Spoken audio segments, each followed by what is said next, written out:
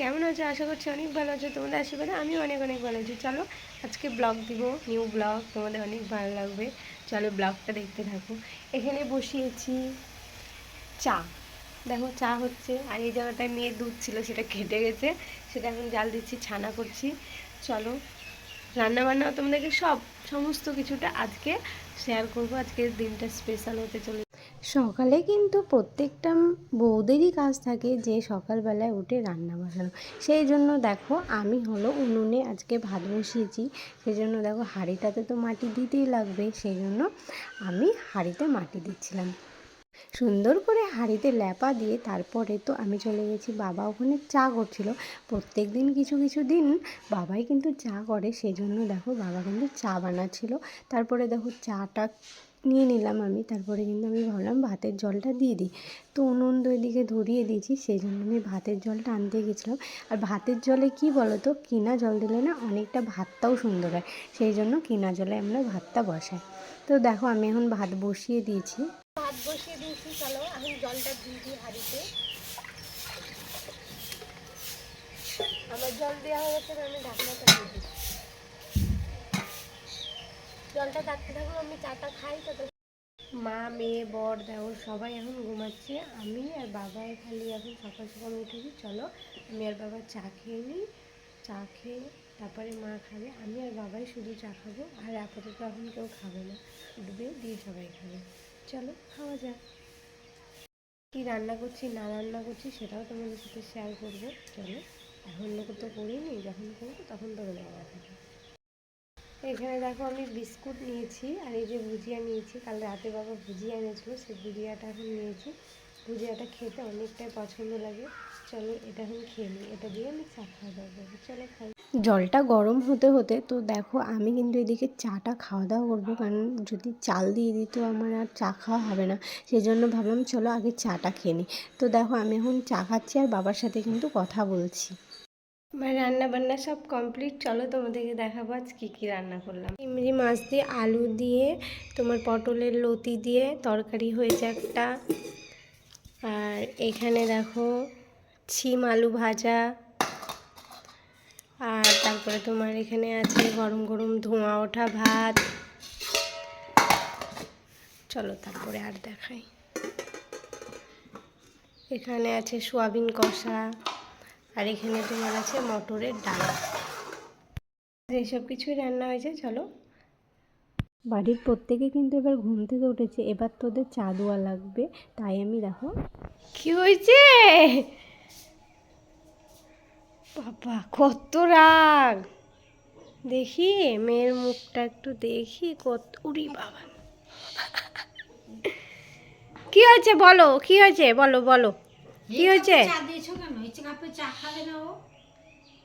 দেবো চাটা, খাবা তুমি? হ্যাঁ বড় কাপে দিব? কি বলছো বলো, উঠো উঠো। বাবা ঢেলে দেন ঢেলে দেন। এ দেখো তোমার চাটা ঢেলে দিচ্ছে, দেখো। এবার তুমি খুশি তো? নাও চাটা খেয়ে নাও, আর রাগ করো না। উঠো উঠো না, উঠো অনু, উঠো অনু।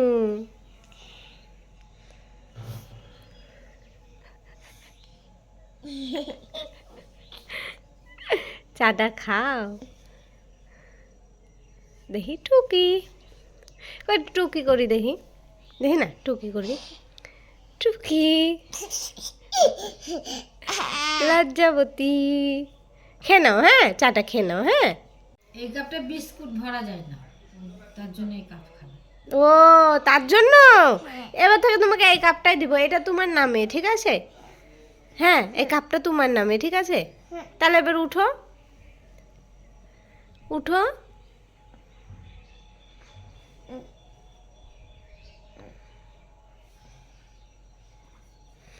উঠো, বাবা পড়েই গেল। তুমি আর রাগ করোনি তো? সত্যি? খেয়ে নাও, বসো ভালো করে, বসে চাটা খাও, হাসো একটু। অবশেষে মেয়ের রাগ ভাঙানো তো কমপ্লিট। তারপরে দেখো বাবা কিন্তু দোকান থেকে নিয়ে চলে এসেছে আলু, আর এতগুলো আলু নিয়ে এসেছে, সেই জন্য আমি ধুয়ে ধুয়ে রাখছিলাম। আর মেয়েকে বললাম ওখান থেকে দুটো আলু দিতে, তাই মেয়ে আমার আলু নিয়ে এসেছে। Thank you.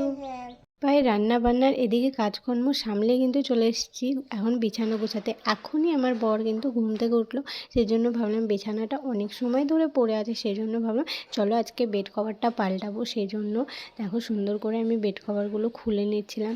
আর কি বলো তো, অনেক দিন হয়ে গেছে বেড কভারটা চেঞ্জও করিনি, সেই জন্য ভাবলাম চলো আজকে ধুয়ে দেবো।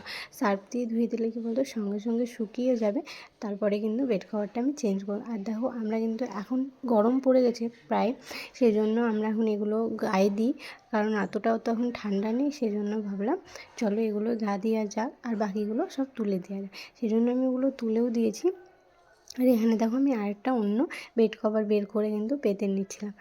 বেড কভারগুলো যদি আলাদা জায়গায় রাখা যায়, চাদরগুলো যদি আলাদা জায়গায় রাখা যায়, তাহলে কিন্তু তাড়াতাড়ি কিন্তু খুঁজে পাওয়া যায়। সেই জন্য আমি সব জিনিস আলাদা আলাদা করে রেখেছি। আর কি বলো তো, বিছানাটা না সুন্দর করে গোছালে না মনটা না ভালো লাগে না, আর সব জিনিসই মনে যে কাজগুলো পিছিয়ে পিছিয়ে আছে। সেই জন্য আমি আগে সবাই প্রথম সুন্দর করে বিছানাটা আমি গুছিয়ে নিই। তারপরে কিন্তু বিছানাটা একটু ঝাড়ু দিয়ে নিচ্ছিলাম। তো দেখো আমি ভাবলাম নিচটা একটু নোংরা হয়েছে, চলো ঘরটা একটু সুন্দর করে ঝাঁট দেওয়া যাক, সেই জন্য আমি ঝাঁট দিয়ে নিচ্ছিলাম সুন্দরভাবে। কারণ সুন্দর করে ঝাঁট না দিলে কিন্তু মোছাও ভালো করে কিন্তু যায় না, সেই জন্য। তারপরে কালকের এই জামা কাপড় ঘর পরিষ্কার করার পর যে জামা কাপড়গুলো বেরিয়েছিল, সেগুলোই আমি সুন্দর করে ধুয়ে মুছে কেচে দিচ্ছিলাম। কি বলো তো, সুন্দর করে যদি না কাচা হয় তাহলে কি ভালো লাগে? কিছুই ভালো লাগবে না।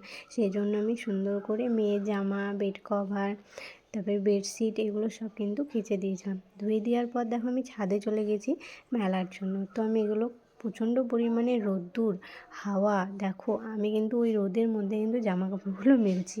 আর এখন কিন্তু গরম পড়ে গেছে, অত রোদে জামা কাপড় দিলে না মানে জামা কাপড়ের কালারটা না চটে যায়, রঙগুলো একটু খারাপ হয়ে যায়। সেই জন্য দেখো আমি কিন্তু তাড়াতাড়ি করে মেলে দিয়ে, আর চটপট কিন্তু শুকিয়েও গেছিলো, সেই জন্য আমি দেখো সুন্দর করে জামা কাপড়গুলো মেলে দেওয়ার পর আমি চলে গেছিলাম মেয়েকে স্নান করানোর জন্য। নিজেও কিন্তু স্নান করেছি, আর ওর ঠাম্মি স্নান করছে, সেই জন্য মেয়েও বলছে আমিও স্নান করবো। সেই জন্য ঠাম্মির একটু ফেস ওয়াশ নিয়ে মেয়েও মাখতে শুরু করেছে। আর মেয়ের তো সেই চোখ জ্বালা করছিলো। আর মেয়ের কিন্তু প্রচণ্ড পরিমাণে চুলে হাত দিলে মেয়ে কিন্তু কান্না করতে লাগে। ও মাথায় জল দিয়ে একদম পছন্দ করে না, সেই জন্য দেখো ও নিজেই জামা কাপড় পছন্দ করে বের করছিলো যে আমি কোনটা পরবো কোনটা পরবো। দেখো নিজে নিজেই কিন্তু বের। তারপর কিন্তু লঙ্কা দিয়ে খাবা না লঙ্কা ছাড়া খাবা? বলছে আমি ডিম টোস্ট খাবো, সেই জন্য ওর বাবা লঙ্কা খাবা? বাবা ঝাল লাগবে না? এখন তো চিপস খেতে লেগেছে। তো এখন দেখো আমাদের ডিম টোস্ট প্রায় কমপ্লিট হয়ে গেছে। তারপরে ডিম টোস্ট খাওয়া দাওয়া করার পর আমি চলেছিলাম কিছু জামা কাপড় যেগুলো কেচে দিয়েছিলাম সেগুলোই ভাঁজ করার জন্য। তো আমি এখানে সুন্দর করে জামা কাপড়গুলো ভাঁজ করে করে রাখছিলাম। তো দেখো অনেকই জামা কাপড় হয়েছিল, সেগুলো ধুয়েছিলাম, আবার সেগুলো তো ভাঁজ করাও তো লাগবে না, সেই জন্য দেখো সবার জামা কাপড় আমি আলাদা আলাদা করে ভাঁজ করে দিচ্ছিলাম। তাহলে সুবিধা হবে রাখতে, আলাদা আলাদা করে রাখলে। আলাদা আলাদা করে ভাঁজ করে রাখার পর যেটা যেখানে সেটা সেখানেই আমি সুন্দর করে রেখে দিচ্ছিলাম। আর প্রচুর জামা কাপড় হয়েছিল, ভাঁজ করতে অনেকটাই সময় লেগেছিলো। একটুখানি ভিডিওতে দেখাচ্ছি, কিন্তু প্রচুর পরিমাণে সময় লেগেছিলো। চলো এবার জামা কাপড় তো ভাঁজ করা হয়ে গেছে, যেখানকার জিনিস সেখানে রাখতে হবে। আর এখন হলো মেয়েকে পড়তে বসাবো। চলো, মেয়ের বয়স কিন্তু 3 বছর প্রায় হয়ে গেল। তো কিছুদিন আগে ওর জন্মদিন গেল। তো দেখো ও কিন্তু অনেকটাই পরিমাণের বড় হয়ে গেছে। বড় হওয়া মানেই পড়াশোনা করা, সেই জন্য আমি ওকে একটু একটু করে পড়তে বসা। আর কি বলতো, একটু একটু করে পড়তে বসালে না ও সব কিছুটাই শিখতে পারবে। আস্তে আস্তে মেয়েদেরকে ধাপ শেখাতে হবে, তাহলেই তো বাচ্চারা শিখতে পারবে। সেই জন্য আজকের মতো ভিডিওটা এখানে এন্ড করছি। দেখা হচ্ছে